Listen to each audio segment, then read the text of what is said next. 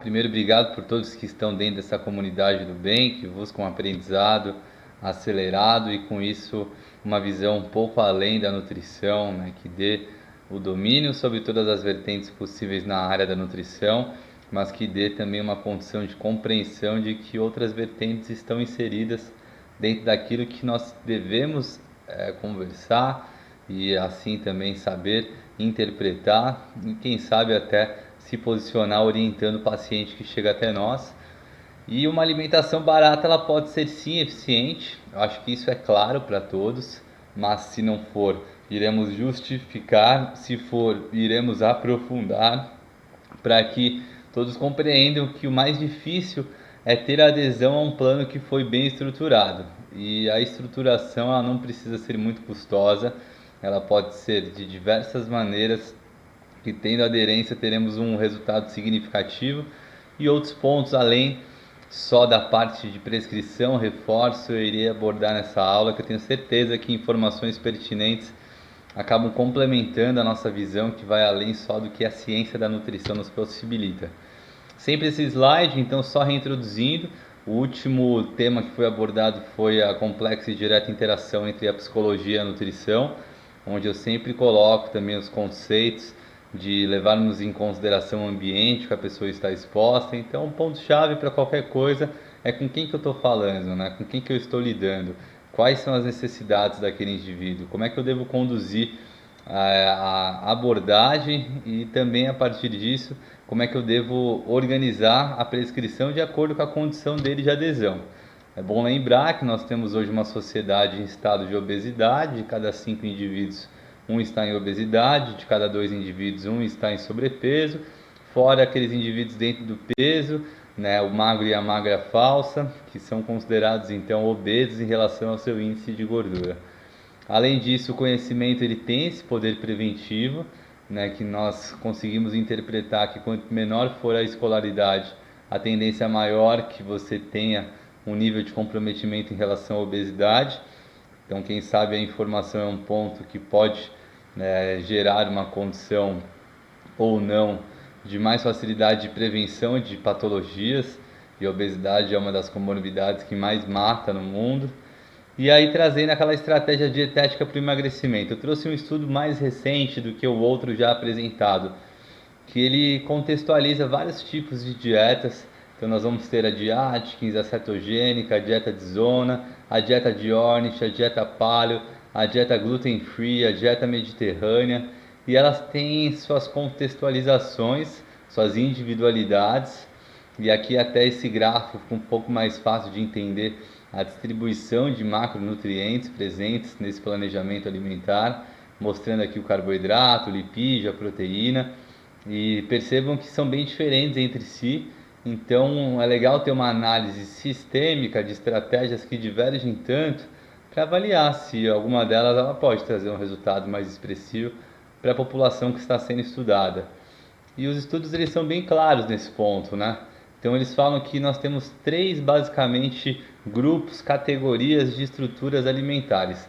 Uma que faz manipulação de macronutrientes, então que modula o carboidrato ou a proteína ou os lipídios. Normalmente o carboidrato é o macronutriente mais reduzido, vamos colocar assim, mais negligenciado, por decorrência que sabemos dos benefícios envolvendo desde performance, quanto também de produção do sistema imune, quanto de um efeito anticatabólico, quanto de um efeito fornecedor de energia para o nosso sistema nervoso central, entre outros mecanismos positivos envolvidos, mas que a gordura e a proteína também têm excelentes funções, então toda deficiência pode trazer algum tipo de prejuízo.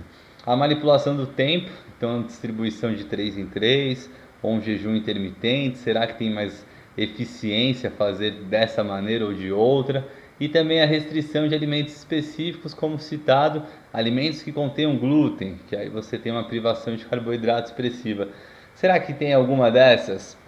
Por exemplo, a privação também de carnes, né, numa dieta vegetariana, ou numa dieta ainda mais estrita de qualquer alimento de origem animal. Será que temos potencialização dos benefícios com isso? É muito interessante. E aí esse resumo é muito bom, porque eles mostram que assim, diversas dietas elas são populares, mas não tem nenhuma que suporta, que é melhor para a perda em relação às evidências científicas. Então, independente da intervenção, há muita associação com a adesão, né? Então, até o momento também não existe nenhuma dieta ideal para a perda de peso em todos. Então, isso é um ponto claro, mas que vale a pena reforçar. Então, se você ouvir algum profissional que se coloca como low carb, como paleo diet professional, algo do gênero, então não existe um contexto que esse é o mais adequado. Então, toda vez que você escuta alguma regra, normalmente ela é meio exagerada, vamos colocar assim, porque é importante respeitarmos as individualidades. Existem fatores genéticos envolvidos, fatores ambientais envolvidos e condições também de já hábitos que este indivíduo foi inserido, né? Qual que é o cenário que ele está, e assim isso vai favorecer ou não para o consumo deste ou daquele outro alimento. A qualidade dos alimentos é um ponto muito legal. Então, nas metas-análises anteriores, eles não contextualizavam tanto a qualidade alimentar como um ponto-chave, e perder peso é fundamental ainda manter essa condição de balanço energético negativo, onde você coma menos do que você está gastando. Esse déficit calórico, esse dispêndio negativo, vai trazer o objetivo de emagrecimento, e o preditor chave de sucesso é a adesão. Isso aqui é só para fazer uma introdução. Quando falamos de emagrecimento, quando estamos falando de uma dieta barata e eficiente, é muito importante entendermos todo esse conceito aqui. Vamos lá, dando sequência. Aqui é só para passar novamente, né, que eu só queria reforçar esse ponto, que independente da intervenção, desde o princípio, percebam aqui que os indivíduos eles estão com uma adesão baixa à dieta, seja ela baixa em carboidratos, seja ela mais equilibrada nos macronutrientes, seja ela muito flexível, seja ela com uma característica vegetariana. E à medida que o tempo vai passando e a dieta vai ficando única, não tendo diferenciação, a adesão vai caindo consequentemente. Então a taxa de desistência é muito baixa. Mas vamos dar sequência então. Vamos lá. Aqui a intervenção. Agora vamos para os conteúdos que nos interessam para essa aula. Será que pensar no que você comeu na noite anterior ou no que irá comer mais tarde reduz o consumo da refeição de agora? Esse é um ponto interessante. Então muitas pessoas acreditam, né, que você acaba comendo só por fome, e quando você para de comer é porque você está saciado. Esse já é um conceito que é bem claro de que não é assim que funciona. Nós temos o sistema homeostático, que foi citado em aulas anteriores, que é aquele que controla o apetite de acordo com a necessidade fisiológica, mas temos muito sistema hedônico, que é movido à recompensa, e essa recompensa é movida a sensações ou de prazeres extremos, ou de tristezas, ou mesmo de insatisfação com o momento, né, de sensação de desocupação, e aí você quer buscar algo que te dê uma satisfação. Então temos que tomar muito cuidado. E o legal é que esse estudo ele foi avaliar, né, a memória para o que você consumiu recentemente, ela parece realmente influenciar na sua alimentação subsequente. Então, por exemplo, se você comeu um excesso de comida no almoço, pode ser que você não tome o lanche da tarde, e pode ser que no jantar você coma algo mais leve para compensar o que você exagerou na refeição inicial. Então a gente tem um pouco do lado intuitivo em relação à alimentação, de uma forma bem natural. Mas será que isso acontece realmente dessa forma natural, ou você precisa ter atenção ao que você realmente comeu, lembrar disso, ou pensar no que você vai comer mais para frente, para você ter mais controle do que você vai comer nesse momento? Então é muito interessante esse estudo, que ele mostra que se você não recordar, né, o que você comeu, ou se você não pensar naquilo que você vai comer lá na frente, comparado ao controle também, que também não recebeu nenhum tipo de orientação para isso, você acaba tendo uma expectativa de consumo mais alto de calorias do que se você pensar no que você comeu ou no que você irá comer. Faz sentido isso para você? Então reforço, se você comeu bem na refeição do almoço, se você lembrar do que você comeu na hora que você for comer à tarde ou à noite, a tendência é que você tenha mais controle em relação à sua alimentação. Isso a gente chama até de atenção plena. a alimentação. Então é primordial com que você leve isso em consideração, converse com o seu paciente, passe esse envolvimento dele entender o que ele está fazendo, não vire só uma máquina ali de estar comendo só porque está prescrito naquele momento. Verifique quais são as suas sensações de fome, né? Quais são as suas sensações de saciedade e também passe essa informação para o profissional nutricionista que vai fazer a diferença. Então a memória também em relação à atividade física, será que ela influencia na refeição subsequente? Existem vários estudos nesse conceito. Neste daqui, a memória em relação ao que você fez de exercício, ela acaba te dando mais equilíbrio, né? Então você, poxa, já que eu treinei bem, eu vou comer bem também. Isso é uma realidade bem grande com os pacientes. Eu percebo que um puxa o outro. Se ele está praticando exercício, ele fica com mais facilidade para controlar a sua alimentação. Se ele está sem exercício, a alimentação fica mais desequilibrada.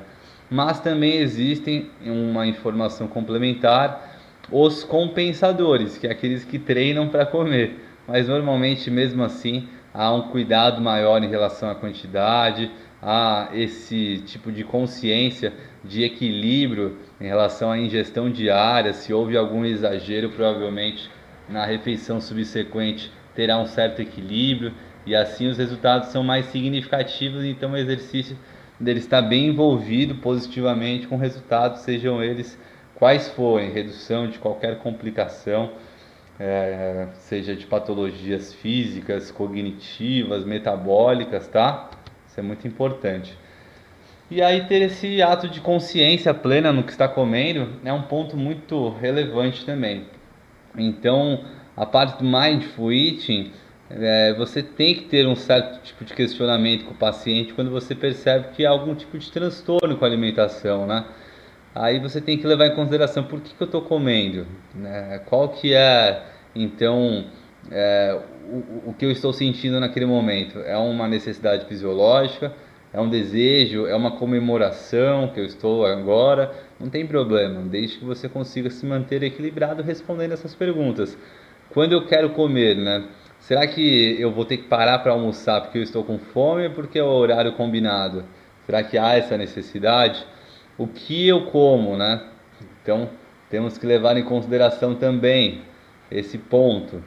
É, o que é adequado para você atingir o seu resultado. Então, coloque isso em xeque. Como eu como? Né? Será que eu estou comendo de uma maneira tranquila? Será que eu estou muito agitado naquele momento? Será que a composição, né, está dentro do contexto que eu deveria estar consumindo, né? O local, o quanto isso pode impactar a distração, né? Será que eu coloquei a quantidade que eu preciso, né, e não estou exacerbando, pegando mais? O quanto eu como também é um ponto bacana, é importante. Onde eu como novamente, você fica dentro desse ciclo e aí isso pode trazer um pouco mais de atenção à alimentação e você vai desfrutar. Mas de qualquer maneira, Mindful Eating, você não precisa estar em estado de meditação, você só precisa estar em atenção ao que você está fazendo. Isso é um ponto muito importante. Vamos lá, então a diferença entre a alimentação saudável e o padrão ocidental. Esse estudo é muito bacana, que ele faz a comparação dos custos envolvidos com diferentes grupos alimentares, mostrando um ponto que devemos levar em consideração. Por exemplo, aqui, nós temos esse estudo que foi feito na Suécia, fazendo a comparação de alimentos que eles consideraram de baixo índice em relação à alimentação saudável e outros que ele consideraram de alto índice de alimentação saudável. E aí eles fizeram a comparação desses grupos em relação ao que eles consideraram de baixo índice de alimentação saudável. Uma dieta ocidental tem um consumo de frutas muito mais baixa do que uma alimentação que eles consideram saudável, né? A parte em relação aos vegetais também. Então percebam que uma alimentação saudável e consequentemente efetiva para qualquer objetivo, estruturando conforme necessário, você vai ter frutas em grande quantidade, vegetais, grãos, também a ingestão de laticínios dentro da indicação ou não, né? Tem pacientes que são vegetarianos estritos. O consumo de peixe é um ponto pertinente, né? Aí a gente vai colocando o consumo mais baixo de carne vermelha, né, o consumo mais baixo, um pouco de gordura, essas calorias discricionárias, que são calorias com alimentos que não são adequados, refeições prontas já mais baixas. Então parece que é um padrão que todos já têm uma certa consciência da composição, mas que às vezes é pouco seguida. Se formos levar em consideração, eu trouxe alguns dados mais para frente que houve um aumento muito mais expressivo do custo de vegetais e proteínas de origem animais em relação ao crescimento desde o plano real comparado ao crescimento de alimentos ultraprocessados. E esse é um ponto importante. Aí aqui esse estudo ainda ele contextualiza, trazendo uma série de situações aqui, que por exemplo a ingestão, aqui eles colocam níveis do que eles consideram um índice de alimentação saudável, né? Então o consumo de fontes proteicas eles colocam num nível muito mais alto, né, para quem consome. Vamos ver aqui, ó. Aqui 3,81, 4,25, 4,76. Então, o nível de uma alimentação não saudável, eles colocam muito mais calorias ingeridas numa alimentação não saudável, né, com índice até 50. E aí você vai tendo vários valores interessantes.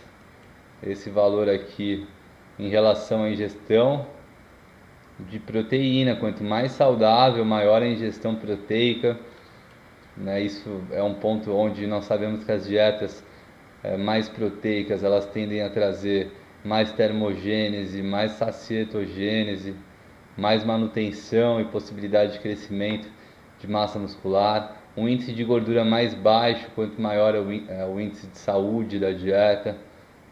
O índice de carboidrato também não exagerado, né? Então os carboidratos muitas vezes consumidos em alimentos ultraprocessados, em dietas não saudáveis.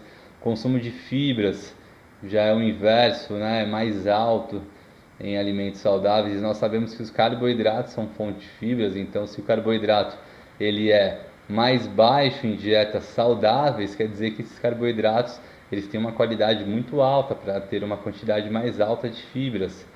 E nós também temos aqui um consumo mais baixo de açúcar, né? Se for ver em relação às dietas saudáveis, o consumo é mais baixo comparado às dietas não saudáveis.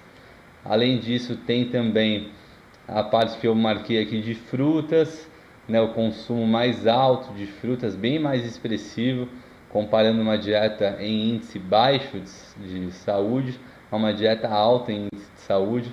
Então tem uma série de fatores muito interessantes que são pertinentes de levar em consideração. E com isso a gente começa a perceber que numa feira você consegue encontrar muito do que você precisa e não é caro. Só que tem muita gente que come fora de casa. Então esse estudo aqui ele trazia uma referência interessante. 38,8% do Sudeste faz uma alimentação fora de casa. Então isso é uma quantidade muito alta. Já no Sul também é um percentual expressivo, mais de 1/3 da população ingerindo.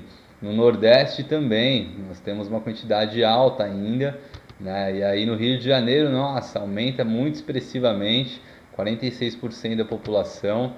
E no Rio Grande do Norte é o destaque onde há menor concentração de pessoas que comem fora de casa. E esses dados são bastante pertinentes, né? Que nesses dados de 2017 os brasileiros gastavam 34% do orçamento com uma alimentação fora de casa. Né? Então, em food service, né, que seriam alimentos práticos, rápidos, padarias, né, como lanchonetes e até vendedores ambulantes.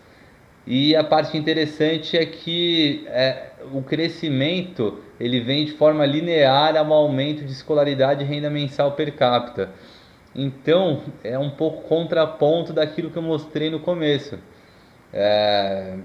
Muita gente comendo mais fora de casa, de acordo com mais retorno financeiro que eles possuem. Mas isso não está associado com a escolaridade, na verdade, está associado com uma condição maior econômica e provavelmente com uma ocupação maior de trabalho para ter esse retorno econômico maior. Então você ganha de um lado, literalmente, e gasta mais do outro, para que você tenha mais tempo para realizar a sua demanda de trabalho. E a previsão para 2025 é que 40% da média nacional coma frequentemente fora de casa. Eles colocam aqui diariamente. Isso é muita coisa. E ao mesmo tempo que é muita coisa, se formos avaliar países como os Estados Unidos, o consumo chega a 52% da população em comer fora de casa. Já na China bate 83% que come pelo menos uma vez fora de casa. Então nós não estamos habituados, mas é uma realidade, país que tem uma industrialização muito significativa. Comer fora de casa para que você consiga ter, eu acho que, mais produtividade. E aí esse estudo aqui ele traz no Brasil, os adolescentes, essa relação de 14 a 18 anos, quanto maior a renda do adolescente, menor o consumo de feijão, que é um alimento extremamente saudável, e maior o consumo de ultraprocessados. Então a gente tem que passar o direcionamento, porque às vezes não é falta de condição de investimento. Na verdade, quanto maior o investimento, maior a tendência de estar comendo fora, e muitas vezes as escolhas não são adequadas, saudáveis, e com isso a atenção tem que ser redobrada e precisamos entender que esse cenário é uma realidade. Então, se formos pensar numa população em geral, onde uma refeição ela tem um prato principal, uma bebida, uma sobremesa, um cafezinho, uma refeição completa sai R$ 34 em média. Se em 22 dias de trabalho por mês o trabalhador ele consumiu essa refeição por dia, isso significa 80% de um salário mínimo. E para muitas pessoas, o salário mínimo parece ser muito pouco, mas na verdade para a grande maioria dos trabalhadores, o salário mínimo é até acima do que eles estão ganhando nesse momento. Vou mostrar para vocês mais para frente, né? Então, o que eu pensei? Por que muita gente está comendo fora? Será que não tem associação com a falta de habilidade na cozinha? E aí que vem um dos papéis do nutricionista, que é trazer facilidade para que aquele indivíduo consiga replicar o planejamento alimentar. Às vezes você vai ter que ficar falando como é que tempera o frango, como é que faz um arroz saboroso, quais são os ingredientes além do alho e da cebola que eu posso colocar, né? Entre outros fatores que devem ser falados para que você realmente introduza aqueles alimentos dentro de uma visão de aplicabilidade para aquele paciente. Esse estudo, então, ele mostrou que conhecimentos insuficientes sobre alimentos e habilidades práticas são fatores que contribuem para a má alimentação. E isso é uma realidade. Tem gente que fala, eu não sei cozinhar nada, então eu compro tudo congelado, ou eu peço, ou eu quero coisas já industrialmente produzidas, que sejam equilibradas em relação à saúde, mas eu preciso de praticidade. E esse estudo, então, ele avaliou por 6 semanas, proporcionando um curso para aqueles que estavam participando, onde cada sessão acontecia uma vez por semana e com duração de aproximadamente 2 horas. Então é um estudo muito bom de ser validado, porque ele realmente avaliou se aqueles indivíduos que diziam que tinham conhecimentos insuficientes e habilidades ruins em relação à prática na cozinha, se eles fossem submetidos a uma vez por semana, por 2 horas, por 6 semanas de um curso de aprendizado, se isso modificaria subsequentemente as refeições que eles forem fazer. Isso é muito legal. Então, após essa intervenção, os participantes eles diziam que eles aumentaram o tempo de cozinhar em relação aos novos ingredientes, né? Na verdade, então eles conseguiam colocar mais ingredientes dentro da cozinha. Sabe quando você é limitado e você não sabe o que utilizar para temperar? À medida que você passa por um curso e você aprende, você se sente muito mais seguro para utilizar uma diversidade de temperos, para temperar uma diversidade de preparações. Cozinhar novos alimentos para você sair daquela monotonia e aí você saber, agora eu já sei fazer, sei lá, uma lasanha de berinjela, agora eu já sei fazer uma abobrinha recheada, né? Ou agora eu já sei fazer um macarrão integral com um molho super saboroso e que não é gorduroso, entre outras situações. Consegue seguir receitas que às vezes era um ponto anteriormente que não conseguia conduzir super bem, né? Ou por não ter interesse, ou por acreditar que não conseguiria replicar. Planejar refeições antes das compras, isso faz muita diferença. Então, se você estimular seu paciente a se organizar, a ter o que precisa e não ter além daquilo que necessita, para que ele realmente não fique sem ter à disposição os alimentos saudáveis, compatíveis com o objetivo que ele está traçando, né? E que também não fique comprando à toa, e você planejando a compra antes e as refeições que irão ser feitas, fica muito mais fácil de você reproduzir. Fazer as compras com orçamento, isso é importante, né, para que você dê essa saúde econômica e que você consiga também ter esse controle. Tudo que está mais fácil de compreender, fica mais fácil de dar sequência, porque está fazendo sentido para você. E comprar alimentos mais saudáveis, então às vezes a pessoa não tinha um hábito, mas começou a ter o hábito de ir na feira,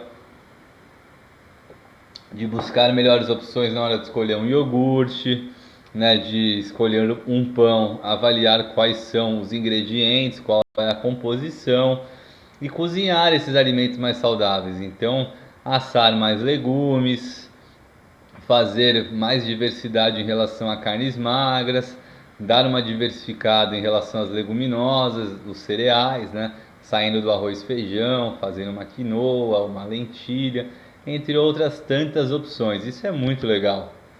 Então esse estudo ele trouxe esse tipo de contexto. Além disso, pós-intervenção ainda, o armazenamento dos alimentos com segurança, que tem muita gente que não compra porque não sabe como armazenar. Então, poxa, comprei uma peça grande de uma couve-flor, só que eu não vou comer tudo isso. O que que eu faço com a sobra? Congelo? Como é que eu congelo? Como é que eu armazeno? Será que eu poderia já deixar pré-preparado, né, para uma próxima vez que eu for utilizar? Quais são receitas que eu posso fazer para que eu consiga já aproveitar e além de fazer ele cozido, eu possa fazer um soufflé, eu possa fazer algum tipo de creme para rechear alguma outra preparação. Usar sobras, que eu acho super importante, estimular, né? Poxa, já alguns pacientes me falaram de sobras de banana que utilizam para fazer farofa, por exemplo, que fazem chás com cascas, né? Que aí você tem uma condição de reaproveitamento de acordo com a possibilidade e com isso você tem muito menos prejuízo envolvido.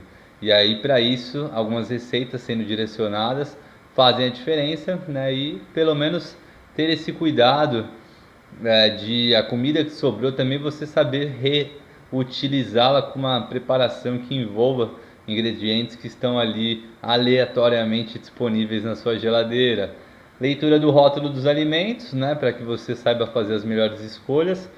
Refeições prontas para micro-ondas já é o inverso, né, uma diminuição, né, porque aí agora eles já entendem que lendo o rótulo não são bons alimentos e que eles já sabem armazenar, que eles já se preocupam com a compra do que vai ser preparado e conhecimento sobre a porção, que é um ponto-chave, que aí você fica com uma alimentação mais intuitiva, né, e você consegue controlar sem ter aquela exacerbação ou mesmo insuficiência. Isso é incrível no meu ponto de vista. E olha aqui exemplos de alimentos de baixo custo e que são efetivos. Poxa, fazer uma vitamininha de leite com banana, isso é muito nutritivo, isso é muito prático, isso é muito barato e isso é muito saboroso. Fazer o tradicional ovo, você pode misturar uma batata, você pode colocar aqui uma tapioca junto, você pode colocar um pão, você pode fazer um sanduíche natural, misturando um frango desfiado ou atum.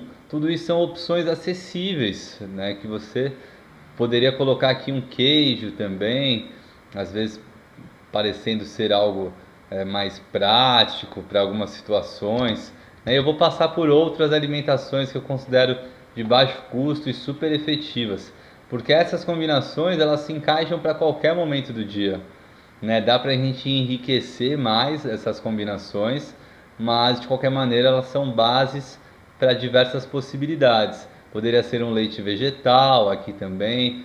Aqui nós poderíamos fazer pastas baseadas, por exemplo, em grão de bico. Às vezes conduzirmos com um prato rico em lentilha, né, trazendo mais alimentos proteicos de origem vegetal. Ou você pode fazer um pãozinho mais tradicional colocando vez ou outra um mistinho quente, sem problemas. Eu gosto de comer comida logo ao acordar no dia, né, que eu estou tentando contextualizar de uma forma cronológica, né? Então depende, existe uma série de possibilidades com alimentos e não necessitando de alimentos muito custosos, né? O leite, por exemplo, reforça. Você comer o leite com uma fruta, você tem uma boa refeição. Pode ser que a densidade fique aquém e aí você precisa de acréscimos para dar uma combinação mais adequada, né? Mais densa em calorias. E aí eu pergunto para vocês, por exemplo, veio uma paciente no consultório, perguntou para mim, doutor Rodrigo, eu comprei a farinha de arroz, eu fiz um muffin, um bolinho e ficou muito saboroso. O que você acha? Fiz bem? Aí eu me lembro disso fazia uns 4 anos já, foi num atendimento aqui nesse consultório. E aí eu disse, poxa, para ser sincero, eu não tenho clareza se a farinha de arroz ela traria algum benefício significativo comparado à farinha de trigo. Vamos pesquisar? Entrei com ela no mesmo momento no PubMed e joguei Muffin and aí eu coloquei os tipos de farinha que ela tinha me perguntado, né? Eu coloquei tanto de arroz quanto também de trigo. E com isso, nós encontramos na hora esse artigo que está aqui sendo passado para vocês. Então na hora eu falei, ó, poxa, aparentemente, por esse resumo desse artigo, nós temos uma mudança muito singela que não justifica.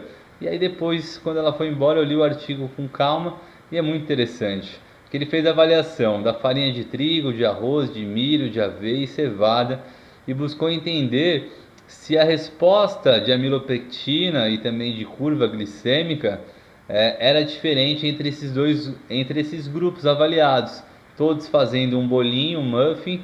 E olha que interessante, em relação à amilopectina, nós tivemos a amilopectina vai ser uma fibra que consequentemente vai gerar uma lentificação na absorção e uma redução na glicemia. Então, quanto mais alto, melhor. E aí vocês percebam que tanto o trigo quanto o arroz, eles possuem uma produção muito mais baixa do que a comparação envolvendo milho, aveia e a cevada. E o arroz ainda tendenciando a ser aquele que gera menos resposta de produção de amilopectina. E como desfecho, eles colocaram aqui que em relação à área sobre a curva da insulina, né, nós tínhamos uma glicemia mais alterada no grupo que estava consumindo essa maior quantidade, que era ou de arroz, ou de milho, ou também de trigo, diferentemente da farinha de aveia e da farinha de cevada. Então, na comparação que ela me fez de questionamento, a farinha de arroz aparentemente era até mais problemática se fosse avaliar essa produção de glicose da corrente sanguínea e também de amilopectina comparado à farinha de trigo. E ela era mais cara. Então eu falei, poxa, se você gostou do sabor, pode manter.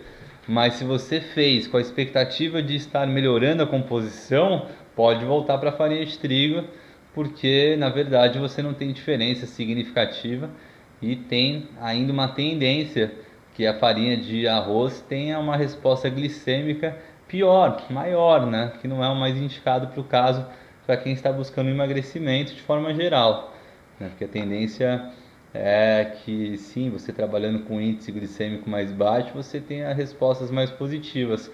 E olha que legal essa composição. Prática para qualquer momento, você escolhe a fruta que você preferir.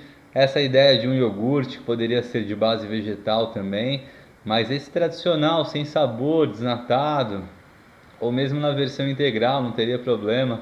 Você coloca aveia, é legal termos a diferença entre a aveia, a forma de farelo, de flocos finos, flocos grossos,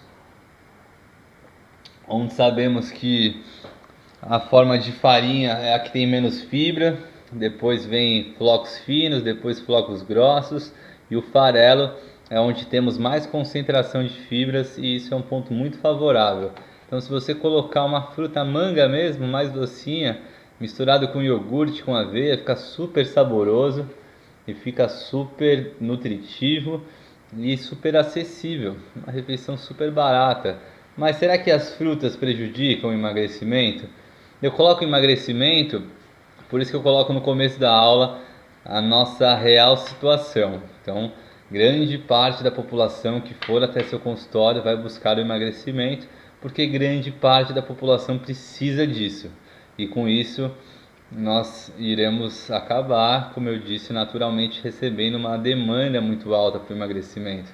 E aí é legal de falar de uma alimentação barata e eficiente para esse principal fator, mas fico à disposição para esclarecimento de dúvidas em relação à hipertrofia, por exemplo, como é que eu contextualizaria. Essa meta-análise é bem interessante, né? A meta-análise, quanto maior for a densidade, quanto maior for a expansão dessa linha, quer dizer que menor a validade do estudo. Aqui quer dizer então que o N do estudo é muito maior, com essa linha mais baixa, então menor o desvio padrão. Mas nós temos aqui no overall um resumo de todos os artigos que há uma significância em relação à redução da adiposidade relacionada ao consumo de frutas.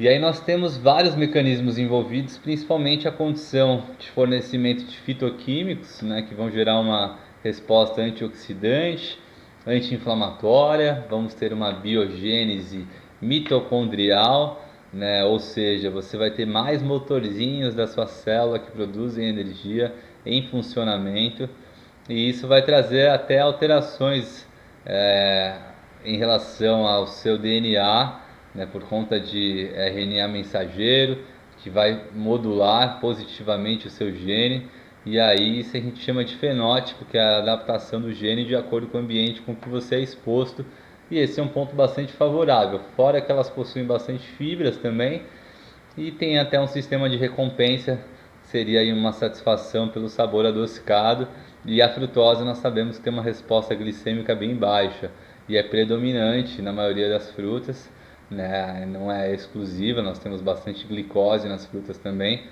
e com isso as frutas são excelentes opções, de baixo custo. Poxa, por que não um prato simples assim, super equilibrado, super nutritivo para qualquer objetivo? Colocar uma saladinha básica, alface, tomate, cenoura, um pouquinho de arroz branco mesmo, um pouquinho de feijão, um pouquinho de proteína, perfeito esse prato, muito saudável. Se você não quiser proteínas de origem animal, você pode enriquecer mais com a lentilha, por exemplo, né? Colocar um grão de bico, um milho, né? Então colocar, vamos dizer, o dobro da quantidade de feijão que tem aqui, manter o restante, fica muito nutritivo também, muito saboroso. E para temperar essa salada, será que se eu colocar um sal do Himalaia eu vou ter um resultado mais significativo? Essa é uma pergunta interessante. Então esse estudo aqui ele avaliou vários tipos de sais pelo mundo e demonstrou que sais diferiram em minerais específicos, né? Então que realmente há uma composição diferente. A intensidade do sabor salgado não foi diferente entre eles. Isso é um ponto interessante. Então mesmo que eles tenham micronutrientes diferentes, a intensidade do sabor salgado não é diferente. E quer dizer então que não é só o sódio que traz a condição de salgada a preparação, né? Então até aqui está escrito mostrando que outros minerais têm a capacidade de aumento de palatabilidade, não sendo sódio dependente. E essa é uma informação muito legal, vocês vão ver sal com um nível reduzido de sódio e ainda tendo um poder de palatabilidade muito acentuado. E o mais interessante é esse, que o sal refinado, aquele de cozinha, ele contém uma quantidade de 385 miligramas aproximadamente de sódio por cada grama de sal, né? E em relação ao sal do Himalaia, nós temos aqui, ó, a concentração não é muito mais baixa, né? Então a diferença ela não é significativa. São 368 miligramas do Himalaia comparado a 385 miligramas do refinado, né? E assim, no Himalaia, um volume maior de outros micronutrientes, né? Inclusive aqui dos vestígios de ferro, que dá essa pigmentação mais rosada, mas que não justifica a diferença tão expressiva de custos.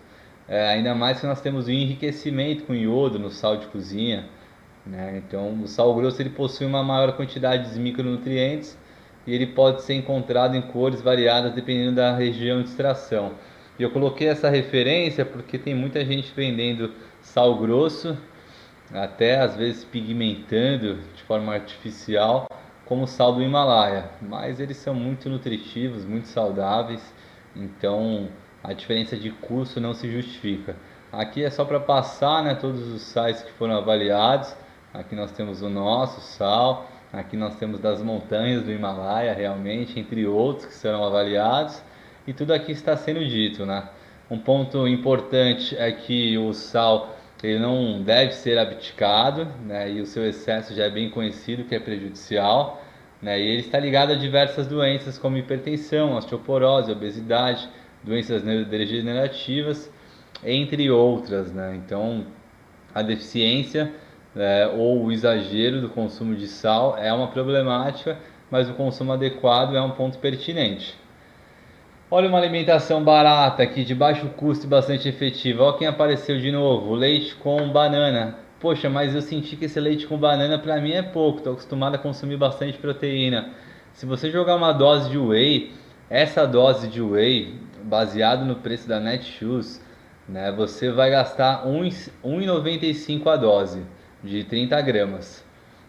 Então, 2,30 você consegue fazer uma composição com banana e com leite, mais ou menos. Isso levando em consideração da Growth, que é mais barato ainda do que o da probiótica, você bate esse valor de 2,30 tranquilamente. Já se fosse uma proteína isolada de soja, de milho, de ervilha, de origem vegetal, aí o custo tende a sair um pouco mais caro, mas de qualquer maneira, você consegue uma refeição super acessível, muito mais, por exemplo, do que aqueles iogurtes proteicos, que são nutritivos, só que a unidade vai custar 5, 6, 7 reais. Então você poderia fazer em casa e ter uma refeição bastante densa. Se colocar uma aveia, por exemplo, que também é super acessível, ficaria barato, nutritivo, saboroso e prático. E para contextualizar de forma final, eu queria falar um pouco de um suplemento que às vezes é colocado de lado, mas na verdade, será que a cafeína é um suplemento já do passado, ultrapassado? Ponto bastante pertinente. Um ponto em relação à cafeína e o benefício de força, né? Nós temos às vezes só aquela visão que a cafeína tem um efeito termogênico e vai melhorar seu emagrecimento. Será que é só isso realmente? Ou na verdade será que tudo isso, mas nada além disso? Vamos ver. Os estudos aqui com 5 miligramas de cafeína por quilograma de peso 1 hora antes da atividade física aumentou o número de repetições nos indivíduos que fizeram bench press, que fizeram uma série de supino a 60% de 1 RM. Então, na verdade, quem consumiu cafeína 1 hora antes, dentro dessa faixa de 5 miligramas vezes o seu quilo de peso, teve uma condição de mais realização de repetições. Isso é muito relevante. Então, vamos supor que quem não fez aproximadamente 20 repetições, quem fez a suplementação fez aproximadamente 23 refeições. Isso já é bastante significativo. E o total de carga executada, consequentemente, fica muito maior para o grupo que fez mais repetições. Porque ele conseguiu fazer mais repetições com a mesma carga, né? E aí o total de trabalho realizado no músculo e a sinalização gerada foi muito maior no grupo que suplementou com cafeína. E isso é um baita recurso positivo, e a cafeína é um suplemento muito barato, né? Então a cafeína ela tem uma capacidade de aumento de liberação de cálcio no retículo sarcoplasmático. Então essa liberação de cálcio ajuda na contração muscular e além disso diminui a percepção do seu esforço com esse antagonismo do receptor da adenosina. Então a adenosina é um neuroreceptor inibitório. Se nós colocarmos a adrenalina, é um neuroreceptor estimulante, excitatório. Então, quando você tem um antagonismo da adenosina, você diminui o relaxamento. E aí, consequentemente, a Terra está embaixo, você estimula a secreção das catecolaminas, como é o caso da adrenalina. Isso vai diminuir muito sua percepção do esforço e da dor, que esse é um ponto muito favorável para a cafeína. Por exemplo, se você estiver cansado e tomar um cafezinho, a tendência é que você sinta menos percepção do seu cansaço. Não que você esteja menos cansado, mas que você esteja com menor percepção do mesmo, né? Tem gente que consegue trabalhar por várias horas às vezes durante a noite, mesmo normalmente naquele horário já estando com sono ou até dormindo, por conta de uso de estimulantes, e aí você diminui a percepção do seu cansaço. Isso vai gerar uma mobilização aumentada de ácidos graxos, gordura, e preservar o glicogênio, e isso está correlacionado com a performance, né? Então, eu falei de um exercício resistido que tem como via principal a via glicolítica lática, né, ou alática, dependendo de como realizado, mas que utiliza glicogênio como fonte, e com isso a preservação vai trazer uma condição de mais tempo de duração com possibilidade de realização de mais alta intensidade, tá? Aqui é legal de vocês entenderem o mecanismo da cafeína, né? Aí eu já vou um pouco mais para o lado do conhecimento tradicional, que é em relação ao efeito termogênico de mobilização e utilização de gordura como fonte de energia. Nós temos aqui a estimulação da adenilato ciclase, que vai estimular as proteínas do tipo G. Essas proteínas do tipo G são estimuladas, na verdade, pelos receptores do tipo beta adrenérgico. Então, os receptores do tipo beta fazem com que essa reação aconteça de forma mais expressiva. Já os receptores do tipo alfa inibem essa reação, e já já eu falo mais deles. Então você tem o estímulo dos receptores beta-adrenérgicos, que vão estimular a proteína G a liberar mais adenosina monofosfato cíclica, que vai fazer com que a proteína quinase do tipo A fosforile, né, com o grupo fosfato, e aí ela gera ativação da lipase hormônio sensível. Aí você tem a formação do monacilglicerol e depois os ácidos graxos livres e o glicerol para serem utilizados como fonte de energia, sofrerem a beta-oxidação e depois virarem acetil-CoA, gerarem o ciclo de Krebs, irem para a cadeia transportadora de elétron e formar a molécula de energia adenosina trifosfato. Aí é legal de vocês saberem que os adrenoreceptores do tipo alfa, normalmente eles ficam naquelas regiões onde nós temos mais dificuldade de eliminação, né, que aí são as gordurinhas mais localizadas, que eles geram esse tipo de inibição, né, e normalmente são mais subcutâneos do que periféricos, e os beta receptores eles são mais centrais, né, são mais viscerais. Então a tendência é que você perca mais medidas do que aquela gordura localizada, que vai ser um ponto de mais difícil respostas expressivas comparadas a respostas em outras regiões, também por relação da distribuição dos receptores. E vamos dar sequência. A cafeína tem uma série de aplicações, né? Então eu vou começar aqui por esse raciocínio. A cafeína ela vai estimular o sistema nervoso central e aumentar a produção de catecolaminas, leiam como adrenalina. Vai ter essa inibição da adenosina, como eu disse, que ela é antagônica à adrenalina, então a inibição faz liberar mais ainda catecolaminas. E você vai ter uma redução da fosfatidilesterase, que aí você aumenta a adenosina monofosfato cíclica. O Viagra também faz esse tipo de ação. E com isso você vai ter aumento do gasto energético, aumento da lipólise, aumento da saciedade e redução do apetite. Olha que coisa maravilhosa. Então eu falei que a cafeína aumenta a força, já falei também que ela aumenta essa condição de mobilização e uso de gordura como fonte de energia, trabalha em mecanismos de saciedade, gasta mais calorias, além de reduzir a percepção da fadiga, que está aqui, né, de aumentar a condição de performance física, de performance motora, né, dos gestos em relação à estrutura muscular. Nós temos um aumento cognitivo. Eu uso muito para trabalhar e citei para vocês que muita gente usa para trabalhar também o consumo do café, por exemplo, né, o estado de alerta, essa sensação de estar com energia, a redução da fadiga mental, a velocidade de reação, né, a acurácia, né, a qualidade de você conseguir realizar essas reações, entre outras capacidades cognitivas que são potencializadas com a cafeína, e isso é muito legal, né?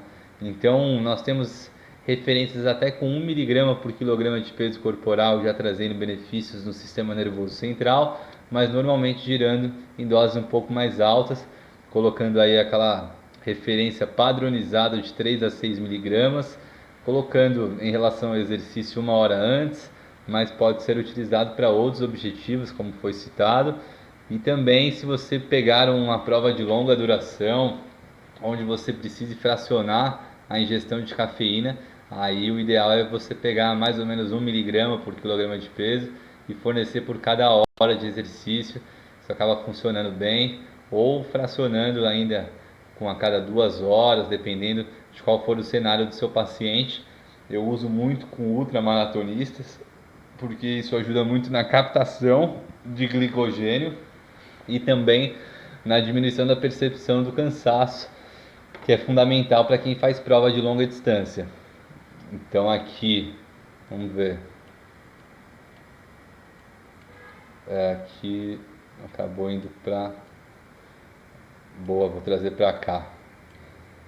Então, nesse estudo aqui, na verdade ele faz um resumo, trazendo o contexto de que também não acho que quanto mais você tomar, melhor vai ser, que na verdade o excesso de ingestão gera aquela sensação de taquicardia, de nervosismo. Quantas pessoas já ficaram com insônia por serem muito respondedores à cafeína, mesmo com doses consideradas adequadas? Então comece sempre com a administração mais baixa e verifique se para você é o suficiente, porque senão você pode ter uma série de desconforto. Desconforto gastrointestinal também é uma realidade, essa sensação de náusea. E aí o efeito ele demora um pouco para passar, umas 6 horas aproximadamente, tá? Aí vem o estudo. Será que indivíduos que estão habituados a consumir cafeína, que é uma dúvida frequente, pô, mas eu já tomo café, então para mim eu não preciso desse suplemento, ou para mim café já nem é suplemento, ou cafeína nem é suplemento, porque eu já tomo há tanto tempo que eu não sinto mais o efeito. Será? Vamos ver? Então esse estudo aqui duplo cego, ou seja, nem os avaliados nem os avaliadores sabiam quem estava tomando o que, cruzado. Então os dois grupos voltaram para serem o grupo controle e o grupo que estava com a administração da substância ativa. Foram 40 ciclistas que eles eram treinados em endurance, então já tinham experiência no esporte e tinham um consumo habitual alto de cafeína, em torno aí de 351 miligramas em média por dia, através do consumo ou de cápsulas ou de café. E olha que interessante, qual que era a dúvida então? Será que esses indivíduos habituados, se eles recebessem a suplementação, eles iam sentir benefício, ou a habituação iria fazer com que as respostas não fossem significativas? E olha que interessante, o grupo que suplementou com 6 miligramas por quilograma de peso de cafeína obteve um melhor tipo de resposta em relação à performance dentro da prova que eles realizavam, né? E isso mostra que mesmo os indivíduos habituados, se eles suplementarem com cafeína, eles vão continuar tendo benefícios. E aí fica fácil de você entender quando uma pessoa que diz para você que não está se beneficiando do consumo de cafeína ou de café, pede para ela tirar. Se ela falar para você, meu, posso tomar café que não faz mais nada para mim, então para de tomar café para você ver se ele não vai te fazer muita falta. E não é só pelo sabor, é pelo efeito sim fisiológico que ele proporciona. Então mesmo indivíduos habituados, eles têm um benefício fisiológico significativo, tanto que o tempo útil, né, da molécula que vai gerar todas essas alterações metabólicas não passa de 6 horas na maioria dos casos. Então você vai precisar de um consumo regular, e quer dizer que você está mais familiarizado, mas a habituação não quer dizer que você tem prejuízos em relação aos resultados. E aí esse aqui é o último estudo, vou trazer um pouco para cá só para ficar mais claro para vocês. Muito interessante, né? Onde ele traz essa avaliação, vou colocar aqui, em relação à ingestão de 4 xícaras de café comparado a 4 xícaras de água. Esse estudo então com 50 homens habituados ao consumo de café, eles foram consumir 200 ml de café 4 vezes no dia e avaliaram se o café poderia trazer um nível de hidratação tão bom quanto da água, ou se traria um nível superior ou inferior. E o mais interessante foi isso, então, que o café, o consumo moderado colocado aqui, de 800 ml, é uma moderação quase nível alto, né? Já é um consumo maior do que o grande habitual, e hidratou tão quanto a água. Então, um ponto legal é que o café ele vai ter uma série de benefícios, inclusive a hidratação, mesmo para quem está habituado, mesmo o efeito diurético, claro, e de aumento de motilidade intestinal. Quem toma café ou cafeína percebe que o intestino funciona mais rápido, né? A bexiga também funciona mais rápido, mas isso não quer dizer que você está com níveis de desidratação em avaliações plasmáticas, por exemplo. E isso é um ponto muito interessante. Então, para que a aula não fique muito longa, eu vou terminar contextualizando que ainda não existe fórmula mágica. Tem muita gente que acha que quanto mais gastar, mais resultado vai ter. Na verdade, quanto mais simples e no sentido de você respeitar aquilo que você precisa e consumir alimentos de verdade que você pode encontrar em feiras, por exemplo, é muito fácil de você fazer uma alimentação saudável, e ela consequentemente ela é de baixo custo e bastante eficiente. Eu tenho muitos conteúdos sobre tudo isso, né? Vou até passar rapidamente para vocês verem aqui, que aí eu vou abordar em outras aulas, porque senão vai ficar muito longo. Mas já está preparado. Olha que legal isso aqui, rapidamente. Tem um consumo que é considerado ideal, comparado ao consumo aqui, que é considerado o atual, né? Há uma diferença bem significativa. Vocês percebam que o atual, só rapidinho aqui, o atual ele tem uma quantidade de frutas baixas, de feijão um pouco baixo, de legumes um pouco baixo, né? Em relação ao consumo de carnes, é um consumo também que pode ser ajustado, o consumo de açúcares muito alto.